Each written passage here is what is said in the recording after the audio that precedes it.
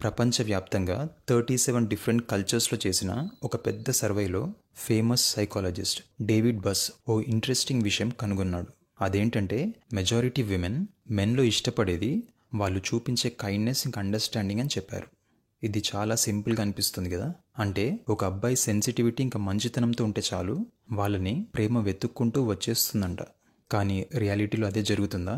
చాలాసార్లు జరగదు, మనకు తెలుసు అది. మీకు పోకిరి సినిమా గుర్తుంది కదా.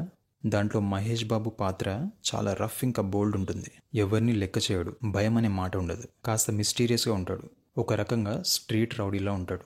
ఇలియానా పాత్ర ఏం చెప్తుంది మొదట్లో? నాకు చాలా మంచి అబ్బాయి కావాలి, చదువుకున్నవాడు కావాలని చెప్తుంది. కానీ ఫైనల్గా ఆమె మహేష్ బాబు పాత్రకి పడిపోతుంది.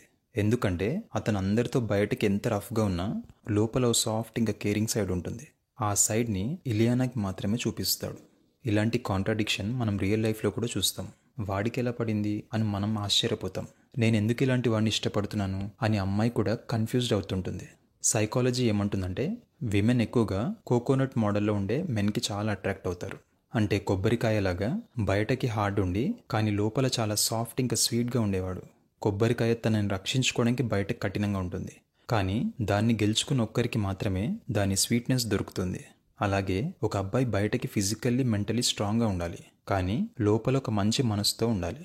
ఆ మంచి మనసు ఒక అమ్మాయికి మాత్రమే స్పెషల్గా ఉన్నప్పుడు ఆ ఉమెన్ అతనికి అట్రాక్ట్ అవుతుంది. ఎప్పుడు అందరితో సాఫ్ట్గా అవైలబుల్గా ఇంకా సబ్మిసివ్గా ఉండే వాళ్ళని విమెన్ ఎక్కువగా కోరుకోరు. ఇది సినిమా ఫ్యాంటసీ కాదు, ఎవల్యూషనరీ సైకాలజీ కూడా ఇదే చెప్తుంది. కేవలం మంచితనం ఉంటే విమెన్కి సరిపోదు. అంటే పర్సనాలిటీ ఇంకా బిహేవియర్లో మంచితనమే సెంట్రల్గా ఉన్న మెన్ అంటే వాళ్ళకి పెద్దగా అట్రాక్షన్ ఉండదు. వాళ్ళు స్ట్రాంగ్, కాన్ఫిడెంట్ ఇంకా డామినెంట్ లక్షణాలు సెంట్రల్గా ఉన్న అబ్బాయిలని ఎక్కువగా ఇష్టపడతారు. ఎందుకంటే హిస్టారికల్గా అలాంటి మెన్తో వాళ్ళ సేఫ్టీ ఇంకా సర్వైవల్ బాగా ఉండేది. అలాంటి వాళ్ళకి గుడ్ జీన్స్ ఉన్నట్టు మెసేజ్ వెళ్ళేది. దీనితో పాటు వాళ్ళకి ఒక సాఫ్ట్ సైడ్ ఉండి అది తమకి మాత్రమే రిజర్వ్డ్ అయినప్పుడు అది చాలా స్పెషల్గా అనిపిస్తుంది విమెన్కి. ఇందుకే చాలా రొమాంటిక్ నావెల్స్లలో ఇదే ఫార్ములా ఉంటుంది. ఒక స్ట్రాంగ్ ఇంకా ఫియర్డ్ పర్సన్ ఓ రోజు తప్పనిసరి ఓపెన్ అవుతాడు, తన వల్నరబిలిటీ చూపిస్తాడు, నిన్ను ప్రేమిస్తున్నాను అంటాడు. అది చాలా పవర్ఫుల్గా అనిపిస్తుంది.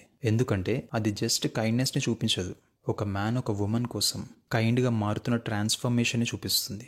ఇక్కడ ఐరనీ చూడండి. కైండ్నెస్ ఉండాలి, అండర్స్టాండింగ్ ఉండాలి అంటారు, కానీ అదే లక్షణాలు మొదటి నుంచి ఉన్న నైస్ గైస్ని అస్సలు పట్టించుకోరు.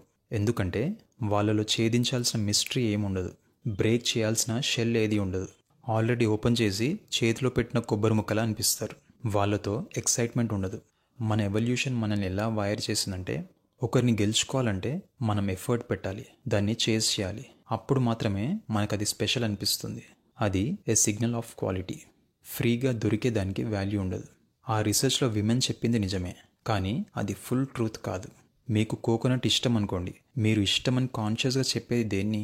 మీరు తినే సాఫ్ట్ ఇంకా వైట్ ఫ్లెష్ని. కానీ కోకోనట్ చెట్టు మీద మార్కెట్లో ఎక్కడున్నా మీరు ఎంచుకునేది ఫైబర్ ఇంకా షెల్తో ఉన్న కోకోనట్నే. అది ఫుల్ ప్యాకేజ్తో ఉండటాన్నే మీరు ఇష్టపడతారు. కానీ మనం తినే పార్ట్ని తప్ప మిగతా వాటిని ఇష్టమని వర్బలైజ్ చేయము, వాటిని మెన్షన్ చేయాల్సిన అవసరం ఉందని అనుకోము. సేమ్ వే వాళ్ళు మెన్లో కైండ్నెస్ ఇంకా అండర్స్టాండింగ్ లాంటి లక్షణాలు కావాలని కాన్షియస్గా వర్బలైజ్ చేస్తారు, కానీ అన్కాన్షియస్గా తెలియకుండా వాళ్ళు అట్రాక్ట్ అయ్యేది డామినెంట్ ట్రేట్స్కి. ఇది వాళ్ళ అవేర్నెస్కి చాలా కింద ఆపరేట్ అవుతుంది. అందుకే ఇవి బయటకి చెప్పరు.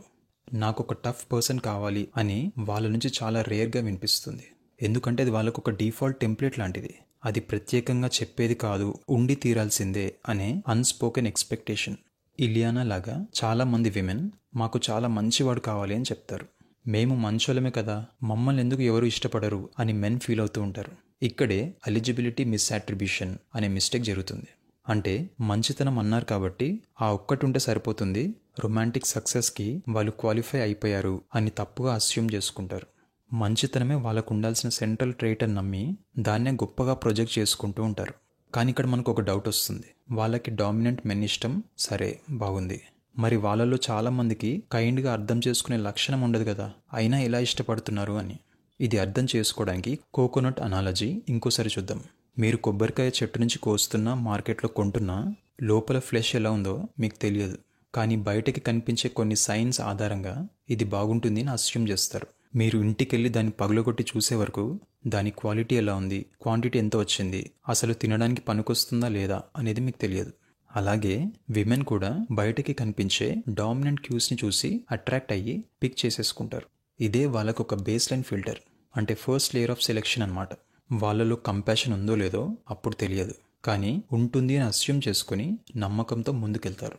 తర్వాత డేటింగ్లలో నెమ్మదిగా ఫిగర్ అవుట్ చేస్తారు. అది లేకపోతే కొంతమంది బయటికి వస్తారు, కానీ చాలామంది ఆ అగ్రెసివ్ మెన్తోనే ఉంటారు. ఎందుకంటే అప్పటికే రిలేషన్షిప్లో చాలా దూరం వెళ్ళిపోతారు కాబట్టి. ఇక్కడ ఫ్యాంటసీస్ కూడా ఒక ఇంపార్టెంట్ రోల్ ప్లే చేస్తాయి. రొమాంటిక్ పార్ట్నర్ గురించి విమెన్ ఎక్కువగా ఫ్యాంటసైజ్ చేస్తారు. డ్రీమ్ బాయ్, సోల్ మేట్ లాంటి ఐడియాస్ స్ట్రాంగ్గా ఉంటాయి వాళ్ళకి.